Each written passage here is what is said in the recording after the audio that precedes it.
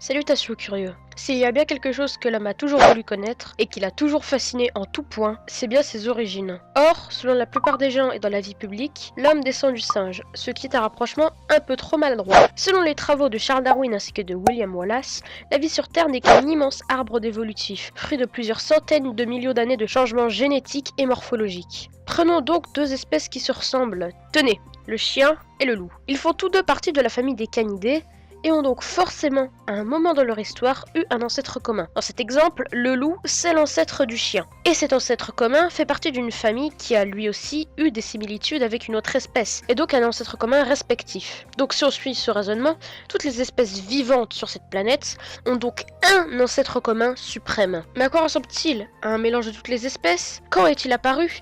Eh ben, pas vraiment, et on va voir ça tout de suite. Tout d'abord, il y a à peu près 3,8 milliards d'années, la première forme de vie apparaît sous forme de prokaryote.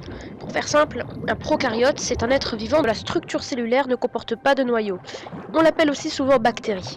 Donc, abandonner tout espoir de premier individu suprême sur la terre ferme ou volant, étant donné que cette espèce vivait dans l'eau. En effet, la vie sur Terre n'est apparue que bien plus tard, il y a 430 millions d'années, étant donné que les premières formes d'oxygène, qui sont les ingrédients principaux pour avoir de la vie, sont apparues dans l'eau.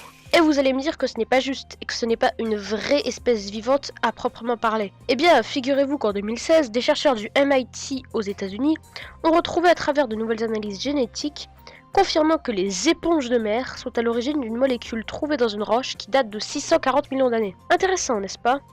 Donc, si l'on parle de véritable animal comme vous le dites, alors chaque espèce vivante présente sur Terre sont en fait de très lointains descendants d'éponges de mer. Mais bon, sachez que cette évolution ne s'est pas faite tout seul. En effet, pour passer d'une éponge de mer aux algues, voire même jusqu'à l'humain, ça ne s'est pas fait rapidement, et c'était il y a environ 8 millions d'années. En clair, on pourrait parler de la théorie de l'évolution et rentrer dans les détails pendant des heures et des heures. Mais bon, cela est un sujet bien trop complexe pour qu'on s'y attarde beaucoup plus.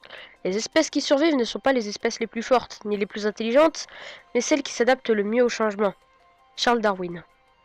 Voilà, c'est la fin de cette vidéo. Si elle t'a plu, n'hésite pas à la partager sur les réseaux sociaux. Abonne-toi à la chaîne pour ne pas louper les prochaines vidéos et suis-moi sur Twitter. En tout cas, je te dis à dans 2 semaines. Allez, au revoir curieux.